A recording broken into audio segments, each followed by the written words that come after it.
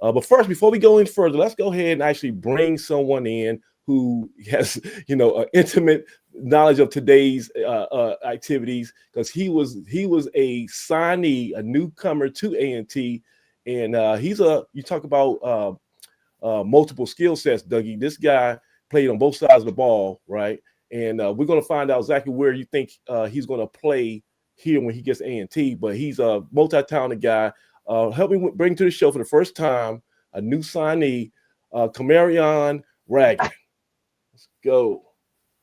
There you go, Camarion. Hey, How you doing? thank you guys for having me. Man, Congratulations. yeah, congratulations. First of all, congratulations. Welcome aboard, man. Yes, sir.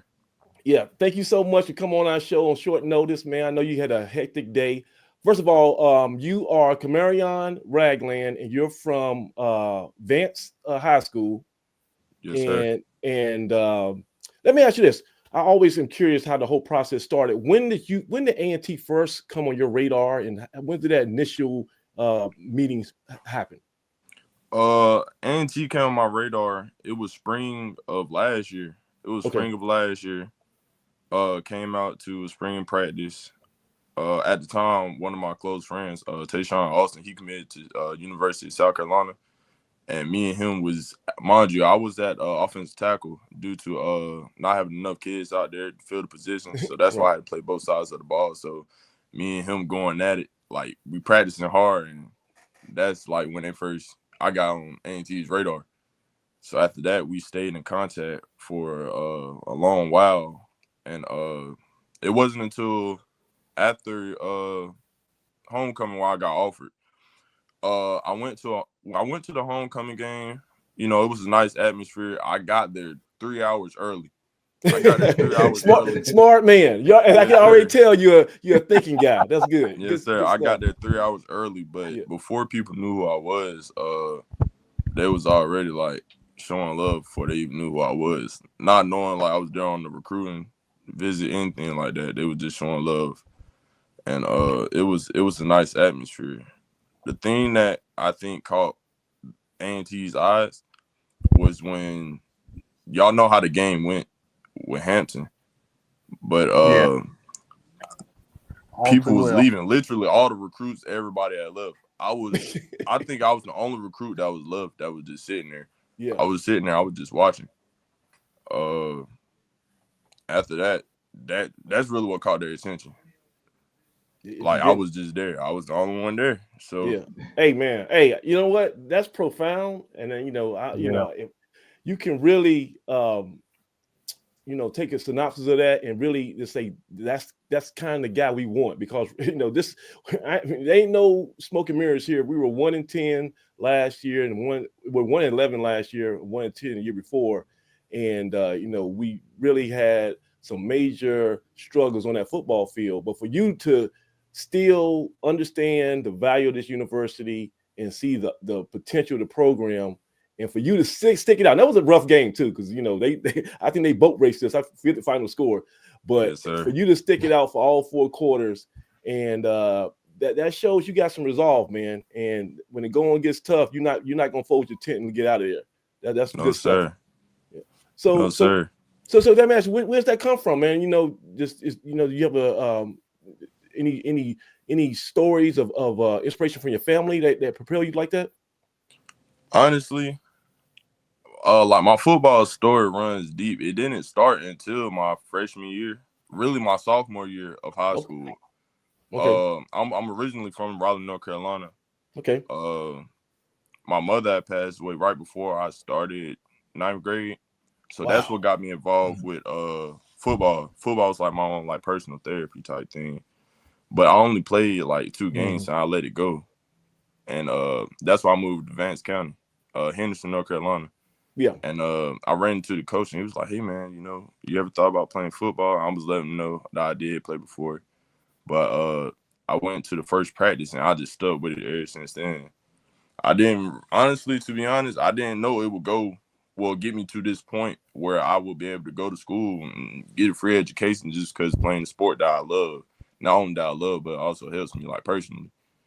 So I started out. I got here. I went to JV for one practice. After one practice, they moved me. They moved me up instantly. Right. They moved me up instantly. Was playing. At first, I was just playing offensive tackle.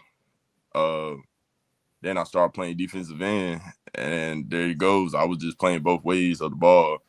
But the reason I was playing both ways of the ball was because it wasn't a lot of kids that came out. It's kids that's almost my size and, wouldn't come out, stuff like that. So I just took the role and initiative to play both sides of where the team needed me to be. Because I'm a team player. I'm going to play any position regardless. It's football. Like, if you really love football, you're going to play any position that needs to be filled. So that's it. Like, that's how I really started playing football. Football is not a game to me. It's more of a therapy type thing. That's awesome, man. And I'm sorry to hear about your mom. And that had to be tough, man. You losing a parent and still, focus on, extracurricular activity. I'm sure the whole world was on your shoulders at that point. And I can understand finding that release through football. But who did you have any any mentors, anybody to kind of help you guide through some of those dark days? It was my coaches, honestly. It was my coaches. Well, first off, it was my dad because he was the one that got me out here to Henderson. Because originally I was with my mom, I was with my uncle because I was going to a school. I didn't want to leave, but I ended up leaving second semester. So when I got up here, I looked up to my dad a lot. Like, he kept me on the right path. Yeah. I feel like he got me to where I'm at today. Like, if it wasn't for him, I wouldn't be at the position I'm at today. So I definitely got to thank him. But my coaches, all of my coaches played a part. All my family, everybody, like they gave me motivation to keep on going. Everybody, it's almost like everybody had the vision before I ever seen it. That's what it feels like. That's what it feels like. But I always had the size for it. I always had the size. It just came because there's not a lot of athletes that run in my family. It is some that did, but I think I'm the one that is gonna get that actual level.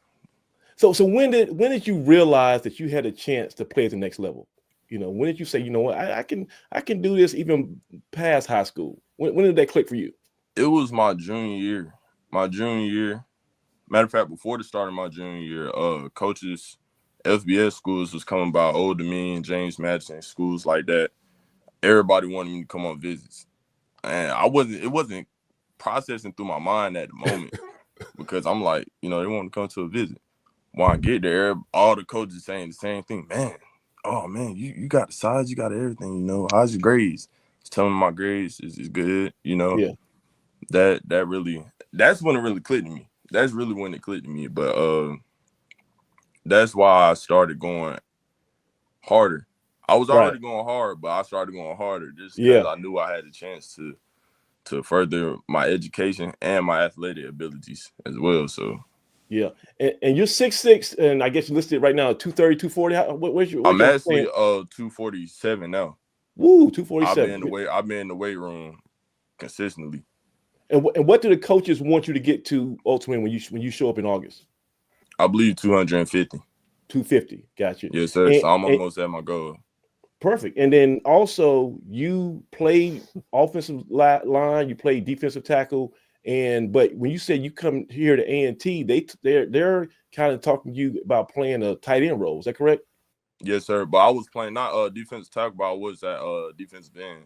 Defensive end. Sorry. Mm-hmm. Yes, sir. And I think that's where my athleticism showed. Like, they seen I had the blocking scheme, but when I went defensive end, I believe that's where my athleticism showed, and it was like, wow, like, you got the size, the weight, and moving like that. I really feel like that's where that came from for the tight end position. Thanks. Oh. Hey, Dougie, I feel pretty good about this guy, man.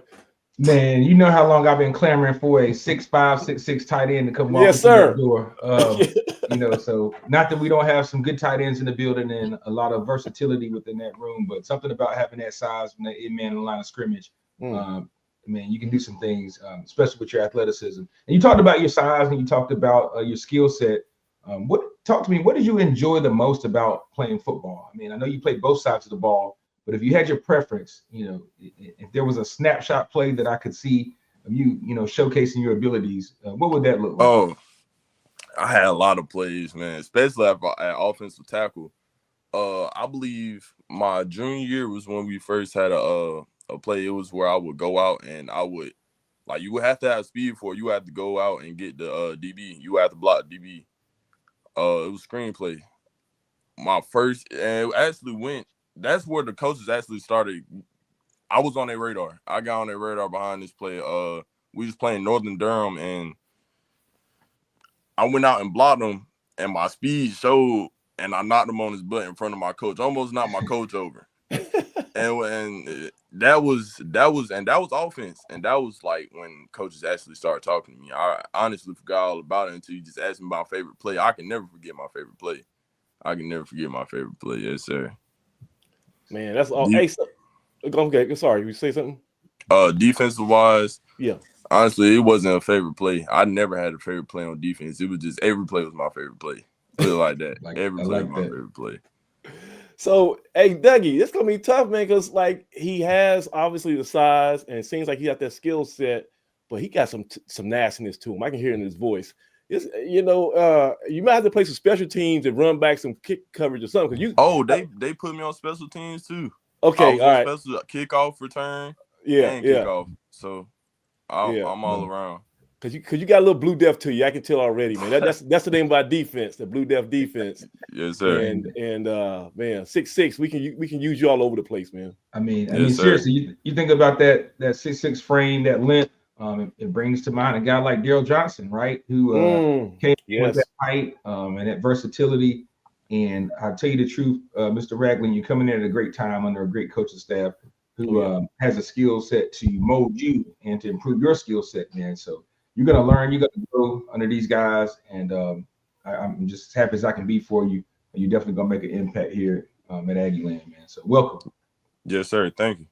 Hey, Craig, so you've been, Craig Turner is our resident draft guru, not draft, but recruiting guru. And so you probably, his name probably came across your desk pretty long time ago, huh? Yeah, it came probably in late August when it popped up on my radar, and kind of followed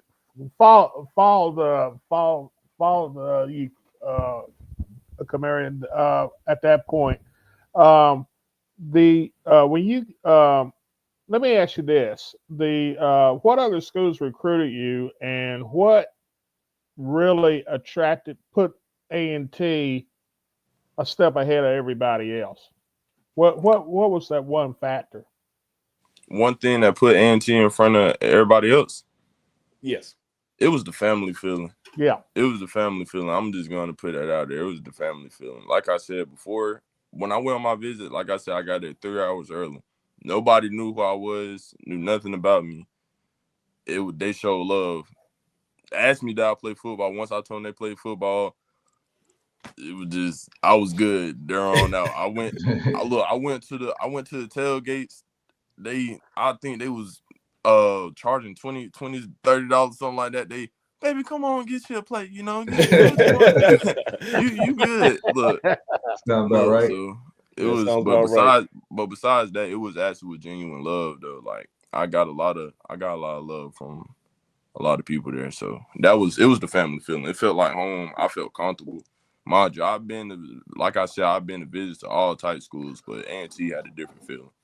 I'll tell you, Ragland, it gets better. And what you felt was real. It felt like home because it is home. And so for you to come on campus and have that feeling and not want to leave, during the game and towards the end of the game, that's how you made the right choice, man. But it gets better. That's the other thing. It gets better and better every day. So, man, I'm so excited for you, man. And the tailgate, you're more than welcome, and so is the rest of your family. You tell Dad to come on up, man. He's welcome too. Yes, sir. Hey, so did you have a signing day event at your school or anything this week? Oh, yes, sir. Okay. Yes, sir. I had it today at 2 p.m. It was great. I also had 3 teammates that signed after me, but one of them is going to Winston-Salem, so me and him making jokes back and forth. I'm telling him I'm going to head tap him when he when he get to Winston-Salem and stuff. Like, I'm talking about while we up there doing our signing stuff, but it was all love. All love. So I guess this year, it's a little bit of a rule change or process change where it's not a letter of intent. What did you have to do to officially say you're coming to A&T signs to deliver? What was the process that you had to check off to make that happen? It was just a financial aid agreement. Okay. Yeah, it was just financial aid agreement. It wasn't nothing too different from national letter of intent, anything like that. It wasn't different at all. It was just basically it's just coming straight from the school. That's it. Right. And so you sent that in this morning? Was there a Yes, sir. I time sent that in this morning. Okay. And did anybody from the school call you and congratulate you? Like how does that work? Oh yes, sir. Coach Poole, he texted me like 5, 6 o'clock this morning. He texted me 5, 6 o'clock this morning. He said good morning. I texted back when I woke up. I said good morning, coach. He called me. He told me to call him at 7. I called him at 7. He said, "Hey man, you ready? You know, you got your papers? You getting them ready?" I'm like, "Yeah, I'm getting them ready, coach."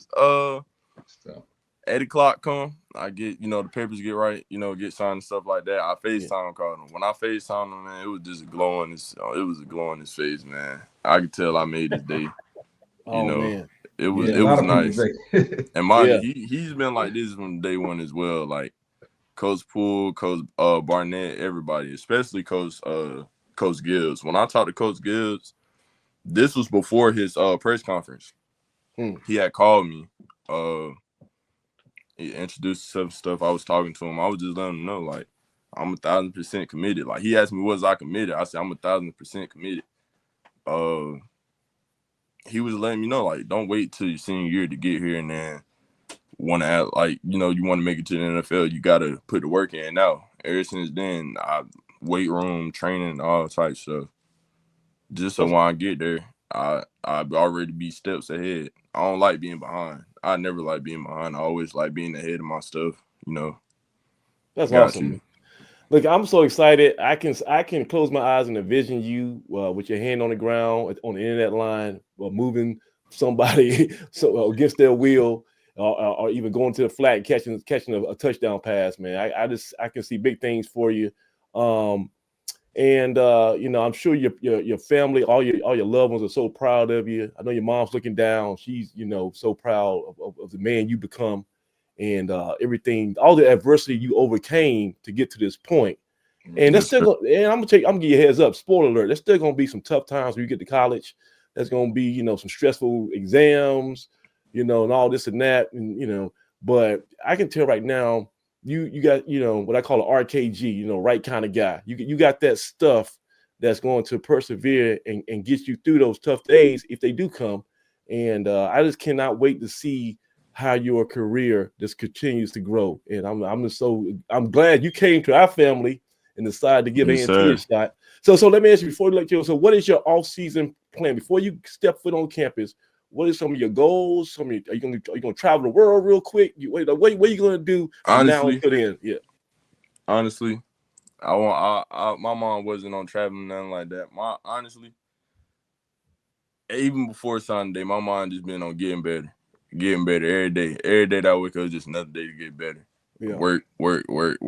That's all I want to do. Just to get the program back to where it used to be. Once that get right, maybe I can think about trips, stuff like that. I'm not even thinking about coming home. I'm not even there yet. I'm not even thinking about coming home. I just want to consistently work. When the program get back right and where it used to be, I probably won't even be satisfied then, but I'll probably think about coming home or taking a trip, something like that. My man. All right, guys. Any other questions for Mr. Ragland? Hey, not much, man. You got our support, man. You are awesome young man. Like what we're hearing so far, man. So if we can get, continue to sign guys like this, gentlemen, it's going to turn around fairly quickly. So excited about that. Keep up the good work. Hey, and I would say, man, enjoy the rest of the ride in high school as well, man. Don't be, yes, sir. Don't pass that over too, man. You got some nice support system, teachers, friends, all of that, man. Enjoy the last little bit of that ride while keeping the main goal and the main focus, the main thing. So, yeah, yes, sir. Stuff, man. It's gonna go by quick. You'll be here before you know it. Yes, sir. Hey, and prom is coming up, man. So don't dress crazy on prom. I don't want to see you wearing no socks and ashy ankles on Facebook. Yes, sir. Nah. You got to represent A&T from now on. Now. All right. So, yes, sir. At least hey, man, thank you so much for coming out, man. Like I say, man, just welcome to the family, and I wish the best for you. And I'll be seeing you on the practice field soon, man. Yes, sir. Thank you, guys. All right, you take care, bro. Absolutely. Thank you, Pride. Thank you, Happy bro. Pride. Appreciate it.